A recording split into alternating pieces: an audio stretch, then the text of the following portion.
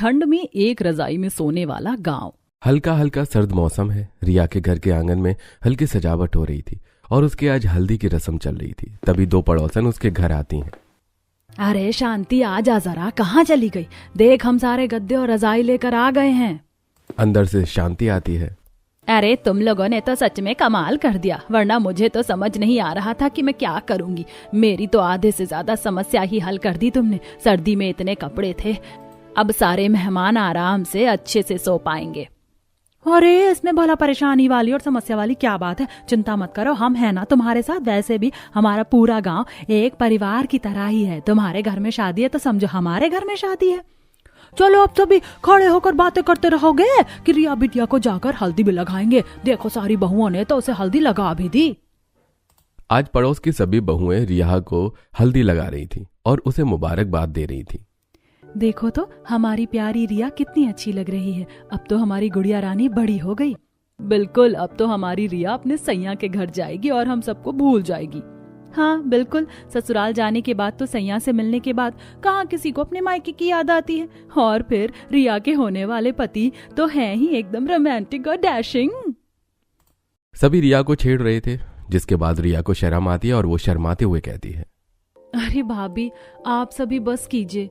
क्या आप हर बात पर मुझे छेड़ती ही रहती हैं? अरे आप लोगों की बराबरी कोई नहीं कर सकता। ऐसा भी कभी हो सकता है भला कि मैं अपने ससुराल वालों के आगे आप सबको भूल जाऊं? इतना प्यारा गांव कहीं नहीं होगा और इतने प्यारे गांव वाले भी कहीं नहीं होंगे। उसके बाद सभी डांस करते हैं और हंसी खुशी शादी के फंक्शन को सेलिब्रेट करते हैं। शादी भले ही एक परिवार में थी, लेकिन उस शादी में पूरा गांव इकट्ठा था। सभी गांव वाले शादी की तैयारी में अच्छे से लगे हुए थे। शांति के घर में बहुत से मेहमान आए थे और बाहर आंगन में भी तिरपाल लगाकर सभी के लिए गद्दे बिछा दिए गए थे और सब मेहमान वहां सो रहे थे घर के अंदर। ओह मम्मी जी, आज तो बहुत ही ज्यादा कड़ाके की ठंड है। शुक्र है आंटी ने हमें गद्दे और हीटर दे दिए, जिसकी वजह से मेहमानों को सोने में परेशानी नहीं हो रही। हाँ, यहाँ घर के अंदर कमरे में ही हमें इतनी ठंड लग रही है, लेकिन बाहर सभी को अच्छे से रजाई और सब मिल गया है, तो अब परेशानी होने वाली बात नहीं है। अच्छे से बस ये शादी भी जल्दी निपट जाए। शादी का दिन आता है और गांव की एक छोटी सी वाटिका में ही शादी होनी थी, जहां पर बारात आती है। आस पड़ोस के सभी लोग शादी की अच्छी से तैयारी कर रहे थे। क्यों पायल, सब ठीक से हो गया ना? कुछ कमी तो नहीं रह गई? नहीं पलक, सब कुछ बहुत अच्छे से हो गया और ये इन सब चीजों का श्रेय आप सभी को जाता है। तुम सभी ने मिलकर रिया को इतनी सुंदर तरीके से तैयार किया है, वो दुल्हन के जोड़े में एकदम परी लग रही है। अरे ये तो हमारा फर्ज था, रिया हमारी भी तो छोटी बहन जैसी है। वहीं दूसरी तरफ सभी गांव वालों ने रिया की शादी के लिए ससुराल ले जाने के लिए अलग अलग तरह का सामान दिया था। विमला, सरला, शीला और सुनीता, ये सब क्या चल रहा है? तुम सबको इतना सामान लाने की क्या जरूरत थी? डबल बेड, वॉशिंग मशीन, अलमारी, इतने सारे कपड़े। रिया के ससुराल वालों ने दहेज लेने से पूरी तरह मना कर दिया था। हाय और अब्बा, तुम इसको दहेज का नाम कैसे दे सकते हो? हमने रिया बिटिया को कोई दहेज नहीं दिया। एक परिवार वाले जब अपनी बेटी को बड़े प्यार से उसके लिए सामान देते हैं तो बस ये उसके लिए एक छोटा सा तोहफा ही है। हाँ बिल्कुल, रिया भी हमारी बेटी ही है, इसीलिए तुम्हें इतना सब सोचने की जरूरत नहीं है। लेकिन मैं इतना सारा सामान नहीं ले सकती। ओहो, ये तो तुम सीधे हाथ पैर मान जाओ, वरना देख लेना, हमसे बुरा कोई नहीं होगा। मेरी बेटी की शादी में भी तो तुमने कितना कुछ किया था। ये तो हम सभी गांव वालों का आपस में प्रेम है, इसीलिए चलो शादी पर ध्यान देते हैं, इन सब बातों को छोड़ते हैं। इस तरह धूमधाम से रिया की शादी हो जाती है और वो अपने ससुराल विदा हो जाती है। अगले दिन सुबह पायल और नेहा दोनों मिलकर अपनी एक पड़ोसन सविता के पास गर्मा गर्म खाना लेकर जाती है। सविता एक बहुत ही बूढ़ी महिला है जो अपनी झोपड़ी में अकेले रहती है। अरे मेरी दोनों बच्ची तुम आ गई? जी बिल्कुल अम्मा, हमें तो आना ही था, हम भला आपको अकेला कैसे छोड़ सकते हैं? हाँ अम्मा, आज तो बहुत सर्दी हो रही है और आपके घर में भी कुछ ज्यादा ही सर्दी है। आप कहें तो हम आपके लिए आग जला दें? जला दो बिटिया, वैसे भी इन बूढ़ी हड्डियों में इतनी जान नहीं है। नेहा चूल्हे पर आग जलाती है। वहीं दूसरी तरफ पायल थाली में दोनों का लाया हुआ खाना परोस कर सविता को देती है। देखो अम्मा, हम आपके लिए पसंदीदा खीर भी लेकर आए हैं आपकी, आपको खाकर बहुत अच्छा लगेगा। मुझे तो खीर बहुत ही ज्यादा पसंद है और मैं भी आपके लिए गाजर का हलवा लेकर आई हूँ। अरे वाह, तुम दोनों ने तो कमाल कर दिया, ये दोनों तो मुझे कुछ ज्यादा ही पसंद है। चलो अब जल्दी से मुझे खाना दे दो, बड़ी जोर की भूख लगी है। उसके बाद सविता बड़े मजे से खाना शुरू करती है। वहीं घर में चूल्हे में आग भी जला दी थी, जिसकी वजह से अब थोड़ी राहत मिल रही थी। आग जलाने के बाद कितना अच्छा लग रहा है। अब ठीक है, अब इस ठंड से थोड़ी राहत मिलेगी। अच्छा अम्मा, एक बात बताओ, आप भी मेरे साथ चलोगी या फिर यहीं रहोगी? मैं तो तुम्हारे साथ ही जाना चाहती हूँ। अब तो अकेले ही दीवारें मुझे खाने लगी हैं। तो हम तो आपको कितनी बार कहते हैं कि हमारे साथ रहा करो, लेकिन नहीं, एक हफ्ता रहती हो फिर वापस पता नहीं यहाँ पर अकेले आकर क्यों बैठ जाती हो। क्या करूँ बेटा, कई बार बच्चों की बड़ी याद आती है तो फिर यादें ताजा करने के लिए यहाँ पर आ जाती हूँ। आपको पता है ना, आपके बेटे बहू तो विदेश में जाकर रह रहे हैं, अभी आसानी से घर नहीं लौटेंगे, उन्हें आने में कुछ समय लगेगा। उन्होंने कहा है वहाँ पर एक बार सब सही हो जाए तो आपको ले जाएंगे, इसीलिए इतनी चिंता मत करो। रोज फोन पर खैर खबर तो मिलती ही रहती है और यहाँ पर हम सब है ना आपका ध्यान रखने के लिए, तो इतना उदास होने की क्या जरूरत है। हाँ, अब से आप कभी भी उदास नहीं होंगी और हमारे साथ ही रहेंगी, ठीक है? अच्छा ठीक है। गांव की जितनी भी बहुओं को देखो, हर कोई मेरी क्लास लेने के लिए यहाँ पर आ जाता है। चलो बाबा, तुम्हारी बात ही मान लेती हूँ आज। इतना कहकर सविता उठकर वहां से जाने लगती है, जिस पर नेहा और पायल दोनों हंसते हुए कहती हैं, मुझे पता है अम्मा यहाँ जरूर आएंगी दोबारा, अभी तो बस ऐसे ही बोल रही हैं। क्या करे, परिवार की यादें तो कभी भी किसी को भी सता देती हैं। पायल सविता को अपने घर पर लेकर आ जाती है, जहां पर शांति और सविता दोनों मिलकर गप्पे लड़ा रही थी। बहू एक काम कर, जरा कमरे में तसले में आग जलाकर रख दे, जरा राहत मिलेगी। जी ठीक है मम्मी जी।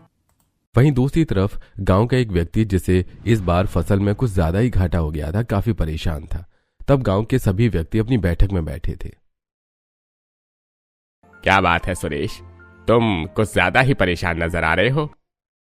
मेरी सारी फसल खराब हो गई, पता नहीं क्या हुआ, इस बार मेरी फसल ठीक से उग नहीं पाई। अरे समझ नहीं आ रहा कि इस बार क्या करूंगा मैं। अरे यार, बस इतनी सी बात है, इतनी सी बात पर तू इतना ज्यादा परेशान हो रहा है। अरे हम सब है ना तेरे साथ, हम सब तेरी मदद जरूर करेंगे और हर समय एक जैसा नहीं होता। आज दुख है तो कल सुख जरूर होगा, इसलिए जिंदगी में हार नहीं मानते। चल अब अपना मूड ठीक कर, सब ठीक हो जाएगा। इस तरह हर मुसीबत में गांव वाले एक दूसरे की बहुत ज्यादा मदद करते थे। अब उसे रात पूरा गांव बहुत ही अच्छे से अपने अपने घरों में काम करके शांति से चैन की नींद सो रहा था। लेकिन कुछ ऐसा हुआ जो गांव वालों ने कभी नहीं सोचा था कि उनके साथ ऐसा होगा। पूरे गांव में सन्नाटा पसरा हुआ था। काली अंधियारी रात थी, सर्द मौसम में ठंडी ठंडी हवाएं चल रही थी। अचानक से एक जोरदार झटका आता है जो पूरे गांव को एक साथ हिला देता है। अरे उठो सब उठो, भूकंप आ रहा है। क्या कहा? सच में ये भूकंप ही आ रहा है? वहीं दूसरे घर में, बच्चों बहू सब जल्दी से उठ जाओ और घर के बाहर चलो, भूकंप आ रहा है। गांव में भूकंप आ गया था, जिसकी वजह से हर कोई अपने घरों से बाहर निकलकर अपने अपने घर के आंगन में आ गया था। सभी अपने घर के आंगन में खड़े होकर देख रहे थे कि उनके घर बहुत ही तेजी से हिल रहे थे। भूकंप की तेजी बढ़ रही थी, इसीलिए सभी बाहर गली में आ जाते हैं और सभी अड़ोसी पड़ोसी एक साथ इकट्ठा हो जाते हैं।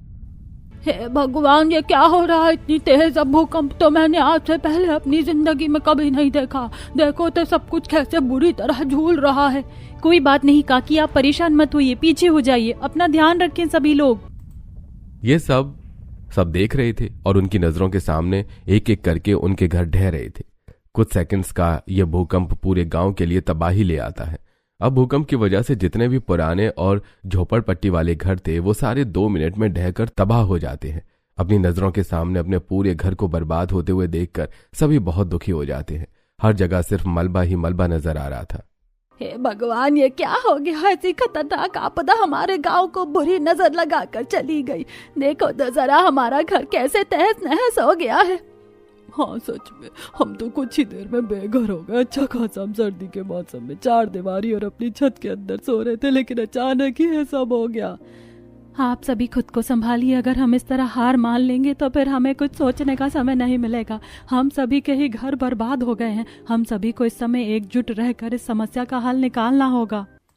भूकंप इतना तेज था कि गांव में सिर्फ पक्के लेंटर के मकान ही थे जो बिल्कुल यूं के यूं ही सलामत थे और उन्हें कुछ भी नुकसान नहीं पहुंचा था। जब सारा मामला शांत हो जाता है तब थोड़ी दूरी से सरपंच और उसकी पत्नी भी वहां पर आ जाते हैं। अरे भाई, ये सब क्या हो गया? आप सभी के घर तो बिल्कुल बुरी तरह से बर्बाद हो गए। अरे अचानक से यह भूकंप आकर कितनी बड़ी मुसीबत ले आया हमारे गांव के ऊपर। वही तो सरपंच जी, हमें तो कुछ समझ में नहीं आ रहा कि ऐसी हालत में हमें क्या करना चाहिए। अरे ऐसे में हम सब अब क्या करेंगे? हम तो 2 मिनट के अंदर ही बेघर हो गए, और अगर हमारे ऊपर छत ही नहीं होगी तो हम कुछ नहीं कर सकते। ना तो हम चैन से बैठ पाएंगे और ना ही हम कुछ कर पाएंगे। अब क्या करें, हमें दर बदर गलियों में भटकना होगा। घर तबाह हुआ है। अब 1-2 दिन में तो ये बनने से रहा। कितनी मुश्किलों से पैसा जोड़कर घर बनाया था। यहाँ कोई हलवा नहीं है कि कभी तैयार हो जाए। सच में यह कोई हलवा नहीं है कि कभी भी तैयार हो जाए। सच में बहुत बड़ी मुसीबत आन पड़ी है हमारे ऊपर। घर की महिलाएं और मर्द इस बात से बहुत ज्यादा परेशान थे। पता नहीं आगे क्या होगा। सभी की बातें सुनकर और सभी को परेशान देखकर सरपंच सभी से कहते हैं, देखिए, इस तरह सर्दी के मौसम में महिलाओं और बच्चों का बाहर रुकना तो बिल्कुल भी ठीक नहीं है। मेरा घर काफी बड़ा है, वहां पर कमरों में महिलाएं और बच्चे तो आज की रात बिता सकते हैं। बाकी बाहर में सभी आदमी रह सकते हैं। बाकी हम सब इन सब चीजों के बारे में कल सुबह सोचेंगे कि क्या करना है। हाँ, अभी आप सब यहाँ से चलिए, हम सुबह सोचेंगे क्या करना है। अब महिलाएं और बच्चे तो सरपंच के घर के अंदर सो जाते हैं, लेकिन वहीं जितने भी आदमी थे उनके लिए बाहर आंगन में गद्दे लगाकर उन्हें कुछ रजाई दे दी जाती है, जिस पर वो सो जाते हैं। लेकिन सभी को इस तरह नींद नहीं आती। कभी कोई रजाई अपनी तरफ खींच रहा था तो कभी कोई। इन्होंने तो सारी रजाई खींच ली, अब मुझे ठंड लग रही है, अब मैं कैसे सो पाऊंगा। इस तरह जैसे तैसे परेशान होकर सभी अपनी रात काट लेते हैं। अगले दिन सुबह बैठक होती है जहां पर सरपंच एक आइडिया देता है। देखिए, मैंने सुबह आप सभी के घर की जांच की है। पूरा मलबा गिर गया है और सारा सामान भी बर्बाद हो गया है। मैं जानता हूं आप सभी को बहुत भारी नुकसान हुआ है, लेकिन आप सब अब चिंता मत कीजिए। हम आपके लिए कुछ जरूर करेंगे। सबसे पहले तो हम आपके रहने का इंतजाम करेंगे, उसके बाद हम सभी का घर बनाने की कोशिश करेंगे। हाँ बिल्कुल, किसी को भी बजट की चिंता करने की जरूरत नहीं है। मैं भी आप सभी की पूरी मदद करूंगा। जी बिल्कुल, आप तो जानते ही हैं कि इनकी कितनी सारी फैक्ट्री है और ये हमारी सिर्फ पैसों में नहीं बहुत सी चीजों में भी मदद कर सकते हैं। इसलिए सभी गांव वाले आप भूले नहीं कि हम सब एक परिवार हैं और हमने आज तक कभी भी किसी को किसी मुसीबत में अकेला नहीं छोड़ा है। इसीलिए किसी को भी घबराने की जरूरत नहीं है। इस मुसीबत का सामना भी हम सब मिलजुल कर लेंगे। शुक्रिया सरपंच जी, आपने हमारी परेशानी को समझा और हम सबको इस मुसीबत के समय में आप हौसला दे रहे हैं। यह बहुत बड़ी बात है। इसके बाद गांव में एक बहुत बड़ी चौपाल थी जहां पर चारों तरफ पिलर से और वो ओपन थी। वो बहुत बड़ा हॉल था जिसे गांव में बैठक के लिए या किसी भी फंक्शन या शादी के प्रोग्राम के लिए इस्तेमाल किया जाता था। वो स्पेशल गांव वालों के लिए ही बनी हुई थी, जो अक्सर किसी भी गांव में होती है। अब सभी गांव वाले वहां पर चले जाते हैं। देखिए, हम आज यहाँ पर बहुत सारे गद्दे लगाकर सभी के रहने का इंतजाम करवा देते हैं। सीधे हाथ की तरफ जो हॉल है वहां पर सभी लेडीज और बच्चों का रहने का होगा और उल्टे हाथ की तरफ सभी आदमी सोएंगे। आज से अच्छे से इसे तैयार कर देंगे और तब तक आप सब मेरे घर चलिए, सबके लिए खाना बन गया होगा। अब सभी गांव वाले सरपंच के घर जाते हैं जहां पर उसके घर के आंगन में बहुत बड़ा सा टेंट लगा हुआ था। मेज पर सभी गांव वालों के लिए खाना सजा रखा था। गांव में जितने भी अमीर व्यक्ति थे जिनका घर पक्के मजबूत लेंटर के बने होने की वजह से उन्हें कोई नुकसान नहीं हुआ था, वो सभी मिलकर परेशान गांव वालों की मदद करने के लिए आगे आते हैं। आप सब आराम से पेट भरकर खाना खा लीजिए। आप में से किसी को भी किसी भी चीज की जरूरत हो तो आप बेझिझक होकर हमें बता सकती हैं। अभी तो हम सबको बहुत भूख लग रही है और आपने हमारे लिए खाना बनाया, साथ में सरपंच जी हमारे सोने का इंतजाम कर रहे हैं। फिलहाल तो यही बहुत है। बस दुख तो इस बात का है कि हमारा प्यारा घर अब नहीं रहा। हाँ बिल्कुल, हम अपना घर दोबारा कैसे बनाएंगे, उसमें बहुत समय लग जाएगा। कल रात तक सब बिल्कुल ठीक था और आज अचानक से देखो कितनी बड़ी मुसीबत आ गई। अपनी नजरों के सामने अपने घर को ऐसे तबाह होता देखकर मुझे बहुत दुख हो रहा है। मुझे भी। मैं तो चाहती हूँ कि बस जल्दी से हमारा घर बिल्कुल ठीक हो जाए। सभी बहुत दुखी थे और उन सभी को सांत्वना देते हुए प्रीति कहती है, आप इस तरह निराश मत होइए और हार मत मानिए। हम पूरा गांव एक साथ हैं और इस मुसीबत का हल जरूर निकालेंगे। सभी एक दूसरे की इस मुसीबत की घड़ी में हौसला दे रहे थे। अब सभी खाना तो खा लेते हैं और पूरा दिन सोच विचार करने के बाद जब रात को सब बहुत ज्यादा थक जाते हैं तो अपने अपने पार्टीशन में लेडीज और जेंट्स सोने चले जाते हैं। अब सभी को गद्दों पर सोने के लिए जो जगह मिल जाती है, लेकिन किसी को भी ठीक से रजाई नहीं मिल पाती। नींद में कोई भी एक दूसरे की रजाई खींच लेता था या कभी कोई नींद में अपने हाथ या पैर से सामने वाली की रजाई को हटा देता था। हे भगवान, कहाँ फंस गया हूँ। मैं कल भी पूरी रात में इस तरह से ठंड में कांप रहा था। अब आज रात में मुझे लग रहा है कि ठंड के बारे मेरी बर्फ जम जाएगी। सोने के लिए एक रजाई तक नसीब नहीं हो रही है। कैसे दिन देखने पड़ रहे हैं। अब अगले दिन सुबह फिर से बैठक होती है। गांव के सभी सदस्य वहां पर मौजूद होते हैं। तब सभी अपनी समस्या बताते हैं। देखिए, क्या हम जिस तरह कर रहे हैं वो सब ठीक है? कल रात किसी को परेशानी तो नहीं हुई ना? सरपंच जी, फिलहाल तो बाकी सब बिल्कुल ठीक है, लेकिन रात को हमें सोने में बहुत परेशानी होती है। एक तो इतनी ज्यादा ठंड होती है, ऊपर से जब हम सोते हैं तो रजाई ओढ़कर, लेकिन नींद में रजाई पता नहीं कहाँ गायब हो जाती है। कभी कोई हमारी रजाई छीन लेता है तो कभी कोई। बिल्कुल सही कहा, हमारे साथ भी बिल्कुल ऐसा ही हो रहा। इस तरह रजाई में सोना हमारे लिए बहुत मुश्किल हो रहा है। पूरी रात ठंड से कांप रही थी मैं तो। बिल्कुल, मैं भी पूरी रात बस करवट बदलती रह गई। ना तो मुझे रजाई मिली और ना ही चैन की कोई नींद। अगर ऐसे ही चला तो कोई भी रात को ठीक से सो नहीं पाएगा। इसका तो हमें कोई ना कोई हल जरूर निकालना होगा, क्योंकि अगर हम रात को ठीक से नहीं सोएंगे तो इतनी भारी सर्दी में सभी की तबीयत भी खराब हो जाएगी और फिर हम अगले दिन सुबह ठीक से काम भी नहीं कर पाएंगे। कुछ तो सोचना होगा। सभी बहुत देर तक सोच विचार करते हैं। तब उन्हें एक तरकीब सूझती है। क्यों ना हम ऐसा करें कि सभी के लिए एक बड़ी सी रजाई बना दे, ताकि कोई भी एक दूसरे की रजाई इस तरह छीन ना सके। इस तरह हमें ठंड से राहत भी मिल जाएगी और समस्या भी हल हो जाएगी। हाँ, अगर हम सारी रजाइयों को एक साथ जोड़ देंगे तो कोई भी रजाई हटेगी नहीं और किसी को रात को ठंड नहीं लगेगी। बिल्कुल सही कहा, मुझे तो ये आइडिया बहुत अच्छा लग रहा है। हम सभी रजाई को एक साथ जोड़ सकते हैं और जोड़कर एक बड़ी लंबी चौड़ी रजाई बना सकते हैं, जिसके बाद किसी को भी परेशानी नहीं होगी। हम गर्ल्स टीम तो ये काम बहुत इजीली कर सकती हैं। चलो, कम से कम रात को जो सोने में परेशानी होगी रजाई की वजह से, वो तो समस्या हल हो जाएगी। अब पूरा गाँव एक रजाई में सोएगा तो परेशानी वाली कोई बात नहीं होगी। फिर तो हम सभी को सारा जरूरत का सामान एक साथ इकट्ठा कर लेना चाहिए और अभी ही तैयारी शुरू कर देनी चाहिए, ताकि आज रात तक की रजाई तैयार हो जाए और आज रात को ही किसी को सोने में परेशानी ना हो सके। इस तरह सारी गर्ल्स टीम इकट्ठा होने के बाद सभी रजाइयों को एक साथ लेकर आती हैं और उसके बाद उन्हें खोलकर बड़ी बड़ी चादरों और साड़ी की मदद से उन्हें एक साथ करके जोड़ देती हैं। और सभी रजाइयों को एक साथ जोड़ने के बाद बातें करते हुए सभी रजाई को जोड़ रही हैं और साड़ी का कवर भी कर रही हैं। अगर हम सभी ऐसे ही मिलजुल कर काम करते रहे तो ये काम जल्दी ही खत्म हो जाएगा। वैसे भी हमें 2 रजाई बनानी होंगी, एक गर्ल्स डिपार्टमेंट के लिए और एक बॉयज डिपार्टमेंट के लिए। सभी महिलाएं बहुत ज्यादा मेहनत कर रही थी और वो कुछ समय बाद सारी रजाइयों को मिलाकर एक बड़ी सी रजाई बना देती हैं। ये तो एकदम परफेक्ट बन गई। इसके बाद हमें कोई भी परेशानी नहीं होगी। हाँ, अब सभी को सोने में बिल्कुल आसानी होगी। अब हमें एक रजाई और तैयार करनी है, तो एक रजाई गर्ल्स डिपार्टमेंट के पास चली जाएगी और एक दूसरी बड़ी रजाई मैन डिपार्टमेंट के पास चली जाएगी। इस तरह बहुत कड़ी मेहनत के बाद एक बड़ी सी रजाई तैयार हो जाती है और रात को सभी महिलाएं वहां चौपड़ के बाहर वाले आंगन में बड़ा सा चूल्हा बनाकर और बड़े बड़े बर्तन रखकर सभी के लिए खाना बना रही थी।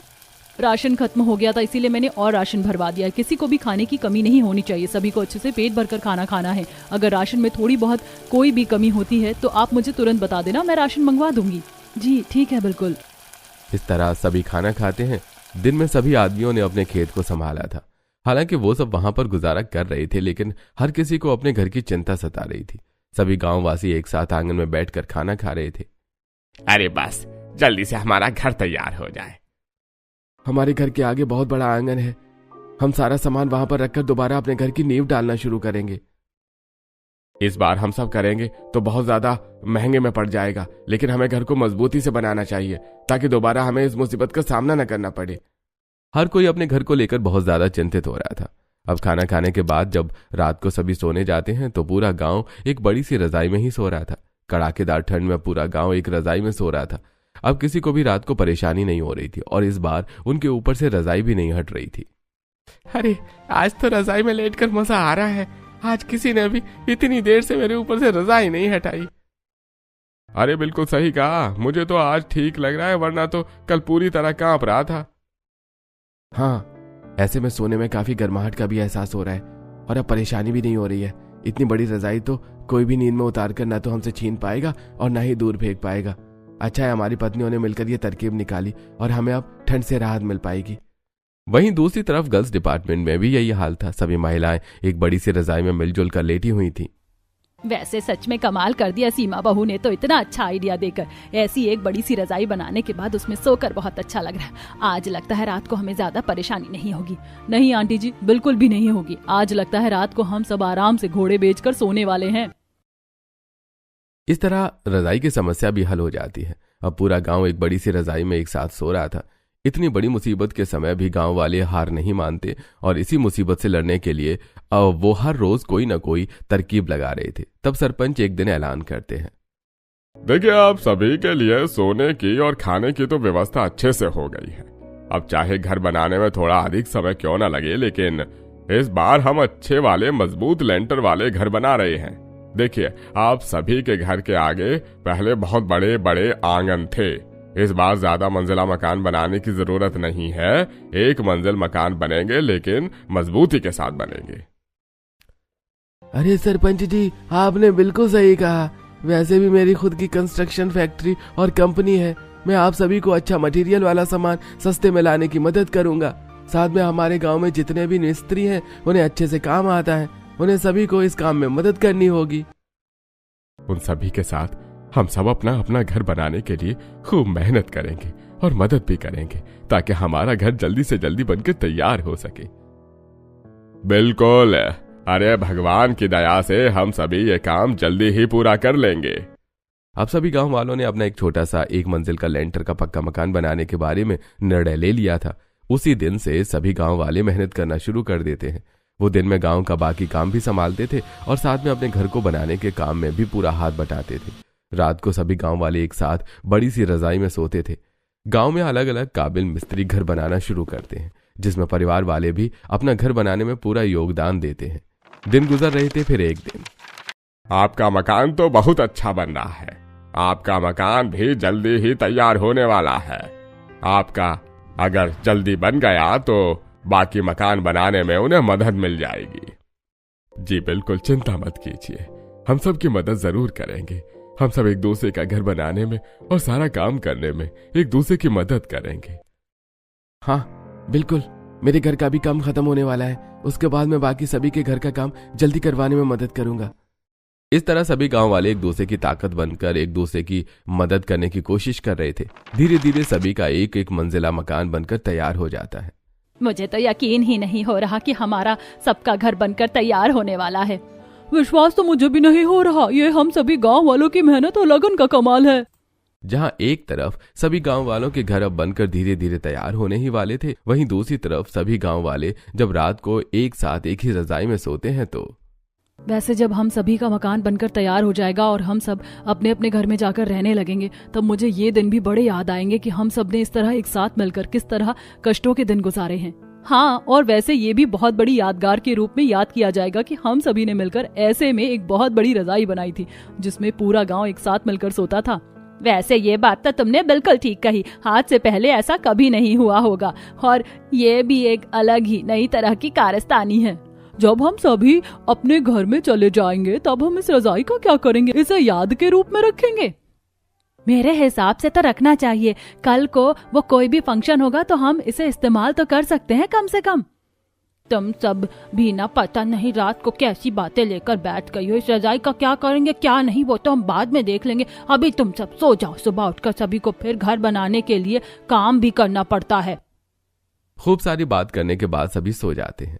इतनी बड़ी रजाई में सभी गांव वालों ने साथ मिलकर ठंड में सोना शुरू किया था। गांव वाले बहुत मेहनत करते हैं और जब आखिरकार उन सभी का अपना खुद का घर बन जाता है तब सभी अपने अपने घर में शिफ्ट हो जाते हैं। सरपंच की मीटिंग में सभी बहुत खुश थे। तो सभी गांव वालों, आखिरकार वो दिन आ गया है जब आप सभी की मेहनत रंग ले आई। एक बार फिर से हम सभी गांव वालों ने मिलकर यह साबित कर दिया है कि इस गांव में प्रेम और एकता सबसे ज्यादा है। हमारे गांव में चाहे कितनी बड़ी मुसीबत क्यों ना आ जाए, लेकिन वो मुसीबत हम सभी का हौसला नहीं तोड़ सकती। इससे यह साबित होता है कि अगर हम सब मिलजुल कर काम करेंगे तो हम किसी भी मुसीबत का सामना कर सकते हैं। इसी बात की खुशी में आज हम सभी रात को गांव वाले जश्न करेंगे। इस तरह सभी गांव वाले बहुत खुश हो रहे थे और उन्होंने मुसीबत के समय में एक बड़ी सी रजाई में सोकर अपने दिन गुजारे। लेकिन कुछ समय बाद जब सब ठीक हो गया तब सभी अपने अपने घरों में शिफ्ट हो गए और फिर आगे उन्होंने खुशहाल जीवन व्यतीत किया।